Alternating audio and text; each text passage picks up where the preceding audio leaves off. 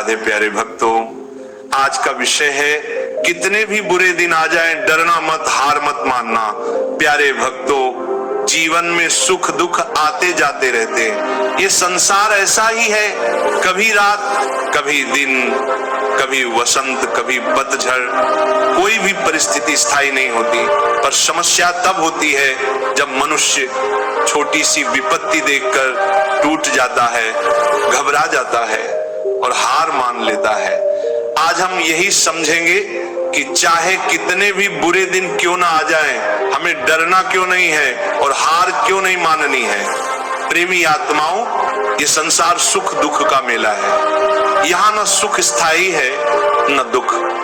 रामचरितमानस में तुलसीदास जी कहते हैं, सुख दुख सम विनिहित जग जाना, सकल कर्म फल हेतु विधाना। अर्थात यह संसार सुख और दुख का संगम है। जैसे नदी में लहरें उठती हैं, वैसे ही जीवन में सुख दुख आते हैं। जो मनुष्य इस सत्य को समझ लेता है वह कभी हार नहीं मानता, क्योंकि उसे पता है दुख स्थायी नहीं है। सज्जनों, जब कठिनाई आती है तो मनुष्य सोचता है भगवान ने मेरे साथ अन्याय किया, पर सत्य यह है हमारी कठिनाइयों का कारण केवल हमारे कर्म हैं।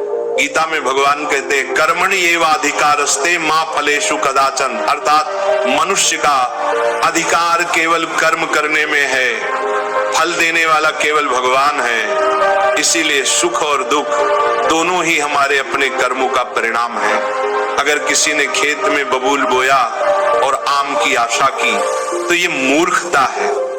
वैसे ही अगर हमने बुरे कर्म किए हैं तो विपत्ति आनी ही है। प्यारे भक्तों, कठिनाइयां हमारी दुश्मन नहीं हैं, वे हमें भगवान की ओर मोड़ने का साधन है। सोचो, अगर जीवन में केवल सुख ही होता तो क्या कोई भगवान का नाम लेता, कोई भजन करता, कोई प्रवचन सुनता? नहीं। दुख ही मनुष्य को सिखाता है कि इस संसार में कोई स्थायी सहारा नहीं है, यही दुख उसे हरिनाम की ओर ले जाता है। इसलिए संतजन कहते हैं, सुख के सब साथी दुख में न कोय, राम नाम साथी दुख सुख दोनों में होए। प्यारे भक्तों, डर किस बात का? जब भगवान साथ हैं तो किससे डरे? रामचरितमानस में लिखा है, भय कहाँ जग में जब राम सहाय, रघुपति कृपा करिहिन सब भलाई बेटा। जिस सिर पर राम जी का हाथ हो उसे काल भी छू नहीं सकता। जैसे बच्चा पिता की उंगली पकड़कर चलता है तो भीड़ में अंधेरे में उसे डर नहीं लगता, क्योंकि पिता साथ है। तो हम क्यों डरे? हमारे पिता स्वयं परम पिता परमात्मा है।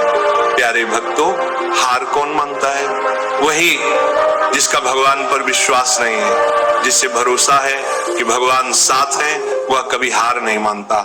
हार वही मानता है जो परिस्थितियों को भगवान से बड़ा मान लेता है।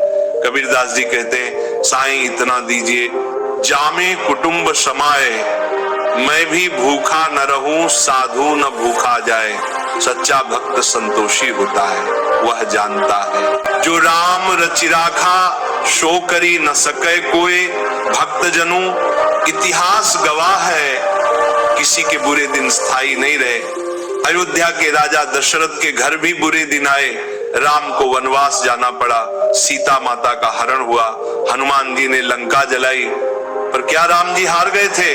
नहीं, उन्होंने धैर्य रखा, नाम का स्मरण किया और विजय प्राप्त की। संत हनुमान जी कहते हैं, का हनुमंत विपत्ति प्रभु सोई। जब प्रभु सुमिरन भजन न होई, अर्थात असली विपत्ति वही है जब भगवान का स्मरण छूट जाए।